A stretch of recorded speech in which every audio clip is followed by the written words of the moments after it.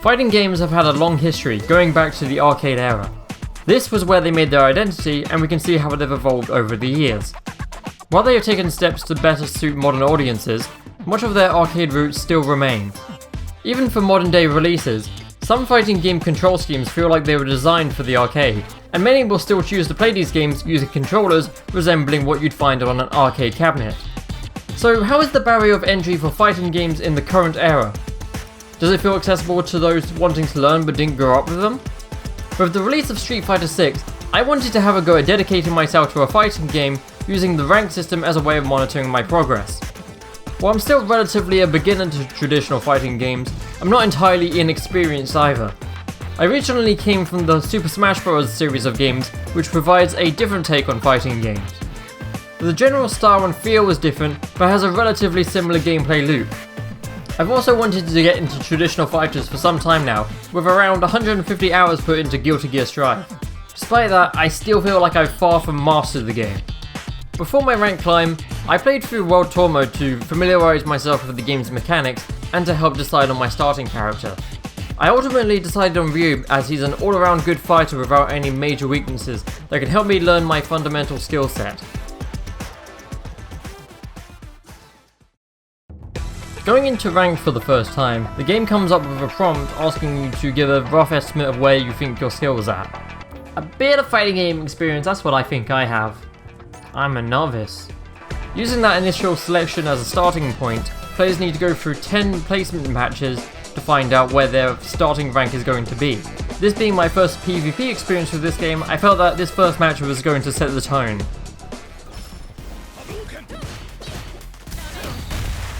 Immediately with the drive. Oh, these moves pull me towards. I've not played like this character at all.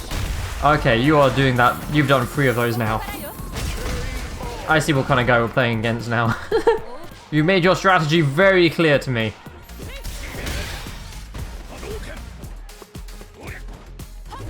Hadouken!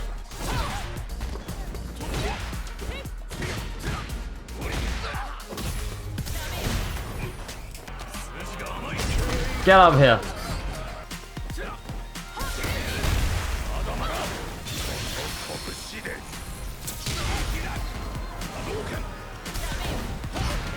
How dare. This is my win.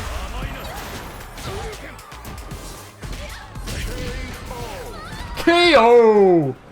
Made your game plan a little bit obvious in that first round. All of my placement matches seem to follow a pattern. Since you can rematch an opponent up to a best of 3, I would alternate between 2 wins versus 1 opponent and then 2 losses against the next. As I finished my placement matches, while I wasn't particularly disappointed with the result, I did find myself left with some thoughts and frustrations. My main frustration was that throughout all the games I played, I had a very consistent issue with the controls. I regularly struggled to have my inputs register correctly. I had the on-screen controller on my overlay for this reason, so it was visible what I was trying to do in every situation. The strictness of the controls often resulted in unintended actions, or lack thereof. A problem that I feel is very much prominent and very punishing in fighting games. As an analogy, I want you to consider an FPS game. In a game like this, you shoot where your crosshair is placed. Much of the skill on your input is keeping your crosshair on your target. If you fail to do so, you may see a drop in damage, or if you're lucky, you can still hit something else. Whereas in a fighting game, a bad input can feel overly punishing. Imagine that instead of your aim being slightly off, you just chucked a grenade at your own feet. Despite my complaints, I had a mission to improve. I had to figure out how to deal with my frustrations if I wanted to climb. I wanted to see where I was placed and how I got on before I set a short-term goal for myself. I was able to climb up to Bronze 5 before the end of the day, and I even passed into Silver when playing off stream. I felt that the most appropriate short-term goal for now was to get to Gold, and it would demonstrate that I was comfortable with the foundations of the game. So I've got a new controller today. So this is the new controller I have. This is the Hoi Fighting Commander Octa PlayStation 5. And I got this controller mostly because it's got a nicer D-pad. You can see on the display how it looks quite nice. it makes it easier to do directional or diagonal inputs, right? That feels a lot nicer to me. As it turns out, it can still be quite difficult to do some inputs. Noticeably, the diagonal input on the frame data is longer. It's not just like single frames anymore. Generally, if I try to do it too fast, then it ends up going like neutral. But generally, as long as I'm doing the input correct, it does feel a lot nicer. It does feel a lot more consistent. So, but the right bumper, I'm pressing the right buttons right now, and it's coming up as L1, L2 on the display I have, because that is technically what that is. My left buttons are on the right. And my left buttons are actually L3 and R3, which are mostly not going to be used much. And of course I've got an R1 and R2 as face buttons, which is actually captured correctly. It's just with this display, it presses both things at the same time. How much is this actually going to affect my play? Because I am still not a Street Fighter Pro, far from it really. And I had a lot of frustration with the inputs before, and it was making me do things I did not want to do. Now that issue has been, let's say, solved for now, how will it actually affect my play? Will it make me play better? Because I'm still getting used to the controls. It still feels a little bit awkward, right? Like finding my thumb's resting position on the face buttons is awkward because now there's two more buttons here, and I think it's in the right place, but it's actually in the wrong place. So for example, I think I'm going for a medium and I hit heavy. So I need to remember where my thumb should be resting so I can do whatever I need to. Let's start off with a few ranked matches and we'll see what happens. I've not tried any ranked matches since getting this new controller. Hopefully it'll be fine. Little bit scared. Bring it on, old man. I keep jumping when I don't want to. Ah!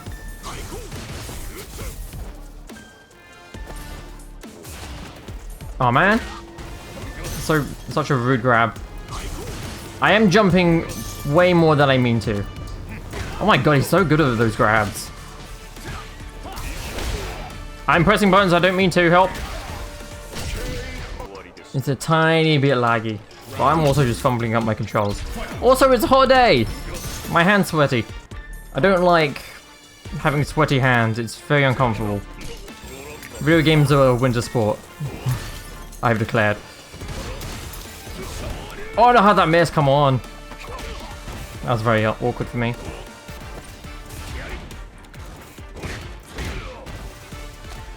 And grab finisher, nice. Oh my god, man.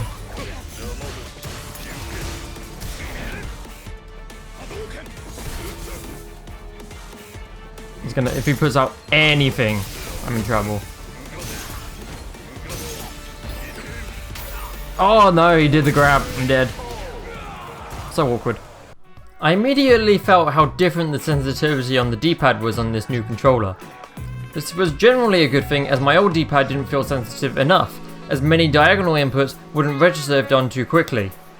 With all the new changes, I would need time to become comfortable with everything. Oh, sick dodge!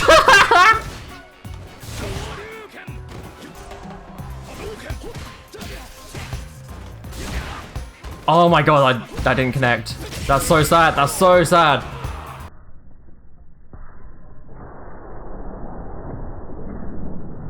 To up my game, I wanted to start moving into the realm of combos. I did some searching online for some inspiration and I came up with a few options. Much of the damage you deal in a fight is a result of punishing your opponent, especially in ranks where drive impact is such a common option. It made sense that a drive impact punish counter would be a good starting point for a combo. Learning a new combo can be really difficult, but I realised that on every step of the combo there's different options you can take for variation. Some options will depend on your meter and some are weaker but easier to perform. If we choose to, we have the option to skip steps and just go into the super, or to go into the Shoryuken into the super. Or we can finish the combo there. The next thing to do was get into some matches and try it out.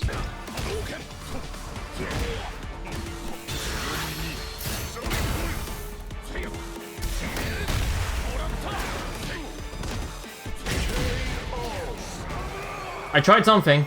I don't even remember what my combo is. Hold on. I need to keep reminding myself what my combo is supposed to look like. Because I'm easily forgetful. Ooh.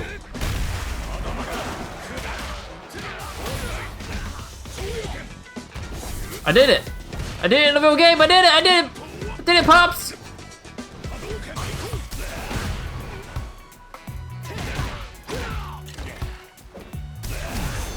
Oh, buddy.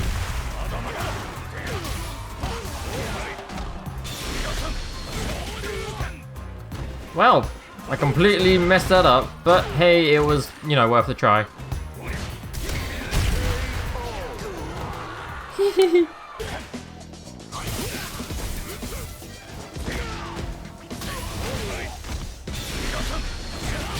It still kills! Hey!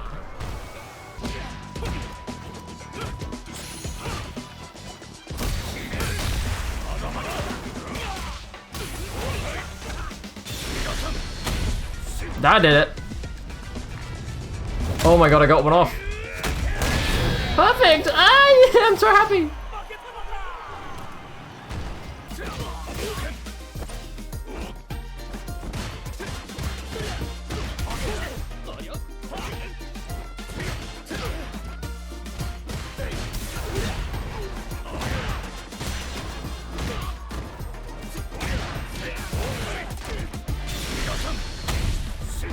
Boom, got him. Perfect KO! 嘘じゃないよ。これが本当の力だ。With most of my foundations built upon, I felt I was ready to make the push to gold.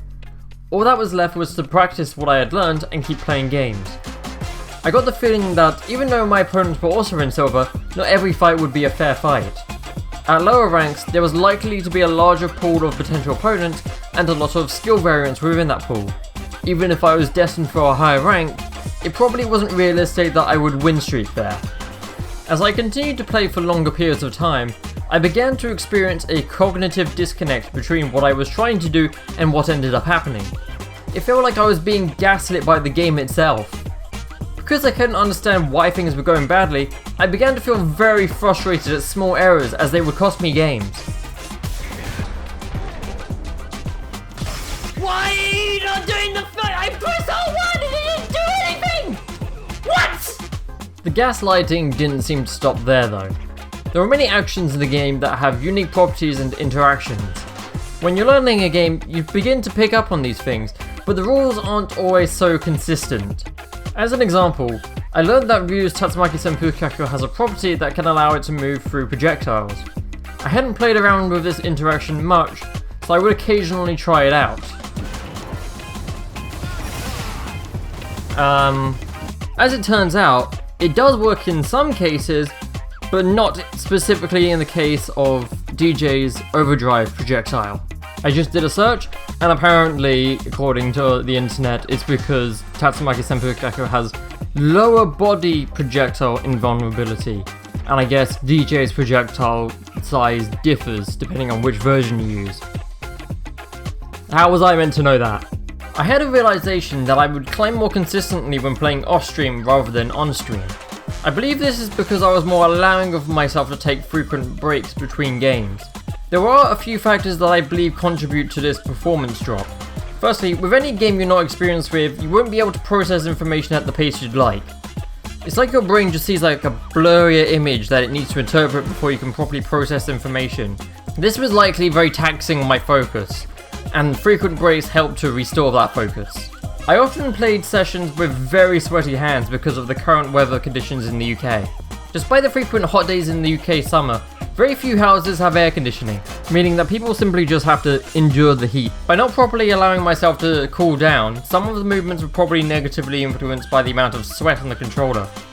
I actually woke up the next day to find a large amount of what I assume is dried sweat on my controller that I had to clean up. Ugh. Thirdly, I think there must have been like an element of nervousness, possibly because I was reaching my goal. I noticed an unusual amount of shaking in my hands that I didn't even realize until I happened to see it. These three factors are examples of probably what caused that cognitive disconnect in me. But after allowing myself to take plenty of breaks, I started to climb. And before long, I found myself at my rank up opportunity. Rank up opportunity! Be a pal. Oh.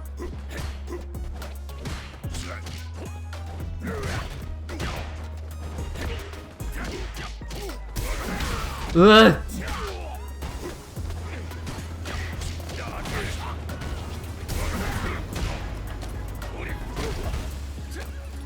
All right. This guy has big hands.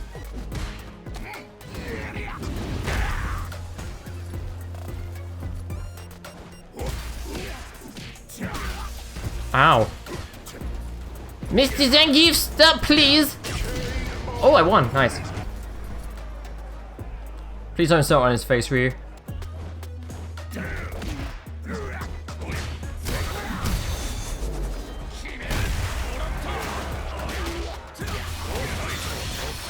Big combo.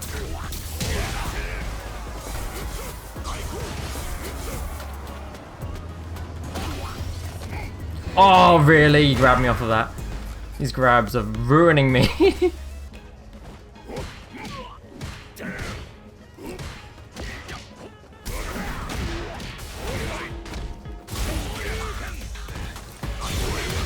Uh-oh. Pain is happening.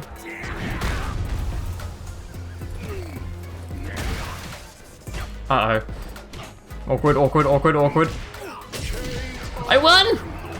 That's a rank up. It is done. And so, with my goal reached, it was time to retire. No wait, I mean it's time to set a new goal. This first goal was about learning the fundamentals of a fighting game, so I think for the next goal it would be good to try learning a new kind of playstyle.